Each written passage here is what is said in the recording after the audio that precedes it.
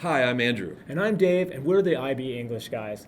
Today we want to talk about two powerful speeches that we think are impactful, and we want to look at how to analyze and read and study these speeches for the use of rhetoric. Yeah, that's right. Rhetoric, of course, is using those persuasive elements when you're speaking and writing.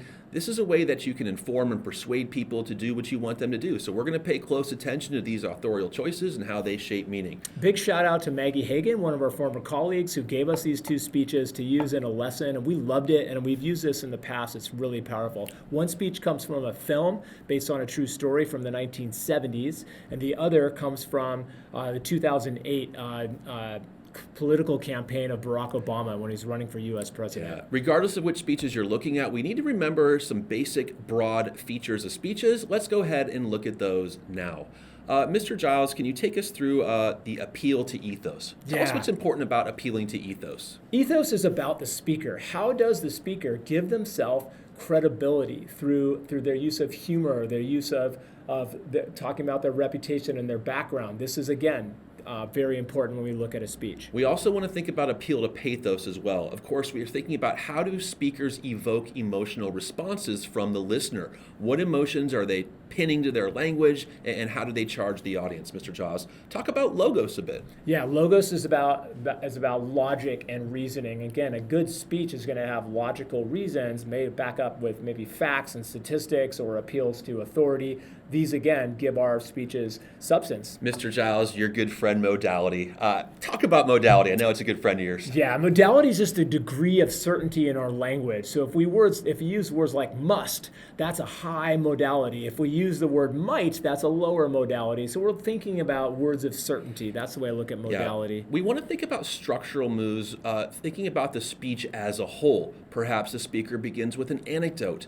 Perhaps at the end they circle back to that anecdote. Maybe there's a concession before they deliver the main argument. So we're thinking structurally at the whole speech. How did they organize the argument, Mr. Giles? That's great. We also want to look at structure on the sentence level, because a lot of speakers might use repetition, or they might use anaphora, or they might actually use antithesis, where they're kind of juxtaposing opposites next to each other. So again, structurally can be on the sentence level. Yeah. Lastly, we want to think about those rich language moves. Of course, you want to think about the connotation of words, hyperbole. Are you varying your tone? Are you trying to establish a different mood or atmosphere? Perhaps you have a really cool metaphor that's or a motif that's going through the speech. Think about those language moves and how you can shape meaning with your skill with language, okay? Giles, what do you say we move on to the first speech?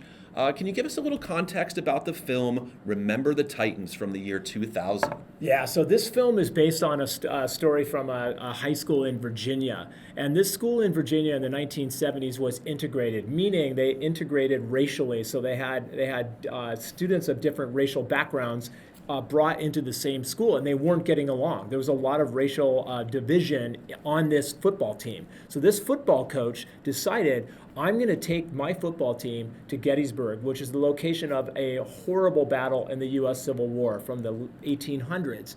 He brought them back to that battlefield to tell these players that they need to come together racially. That's what the story's about. Yeah, it's a really powerful moment of the film, Mr. Giles, and the coach's name is Coach Boone, and he's talking to his football team, which of course is about 50% African American and 50% white, and they don't like each other. They've just run probably miles and miles. They're exhausted, and they're on the field at Gettysburg, and he says the following.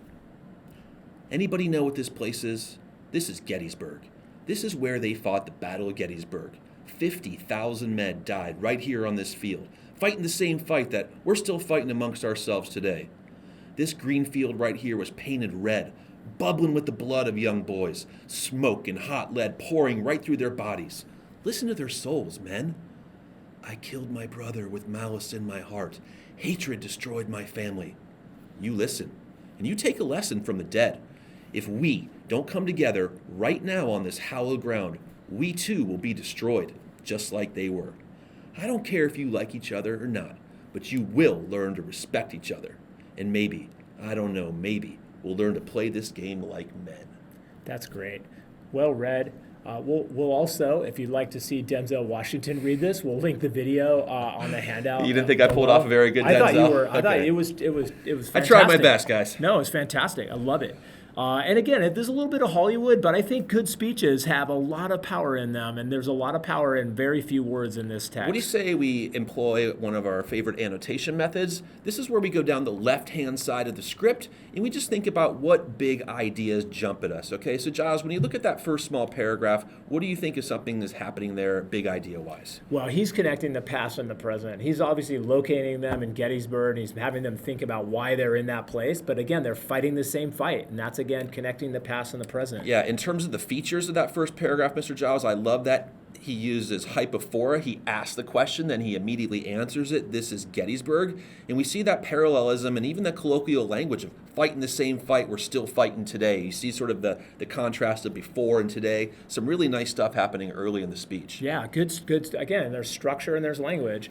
Then in the next paragraph, the big idea here is the kind of violence and bloodshed of the Civil War. He's making us actually understand the loss of life. I mean, that was a long time ago, over 100 years ago when he was there. And this is about the Civil War. That's right, Mr. Giles. And if we want to go ahead and pin that to features, what are some features you might want to highlight here and talk about in your written analysis? Well, I think, the violent and visual imagery, also the use of the colors. We think about the green field painted red. We see the red with the blood, bubbling with the blood of young boys. That's pretty graphic. There's some pathos there, too. Yeah, maybe I want to linger and level up. I think about the red and the green. Typically, we associate that with colors of festivity and Christmas. This isn't Christmas, Mr. Giles. This is a moment of absolute despair. So yeah, this and the is hot lead pouring through their bodies. There's some pain there. Yeah, and we're listening to their souls, right? And then that last paragraph where we sort of have the voice of the soldiers and then we go back to the voice of Coach Boone. What are some ideas we can take out of there, Giles? Oh, I just think, again, that destructiveness, the destructiveness of hatred, how hatred just kills your brother. I killed my brother with malice in my heart. And again, you feel bringing the feature there is sort of hard to identify, but he's bringing the dead alive. He's actually saying what what the dead soldiers are saying. Yeah. Powerful, right? Yeah. What else do you notice? I see the inclusive language, the we, and I see that repeated multiple times, this idea of grouping these players together with sort of these iconic figures, these heroes who fought for the country, and saying, hey, just like them, we are also in this iconic struggle. We need to come together, or else we too will die on this field, metaphorically. Yeah, that's right. Super powerful. Again, that juxtaposition of past and present. Folks. Yeah, go ahead. Yeah, folks, in the end, we just really wanted to show you a really great speech and give you some ideas about how you can attack this, how you might be able to annotate this speech. Come on back for our next video. We'll go ahead and look at the work from Barack Obama as well, and then we'll think about building some comparative skills. Today maybe you want to think about a global issue. Maybe you want to think about that rich claim for a paper one. Next time, we're going to come back and do some comparative work and see how we can continue enjoying speeches and increasing our own ability to deliver our own speeches. Thanks for watching the channel, and see you next time. Thanks, guys.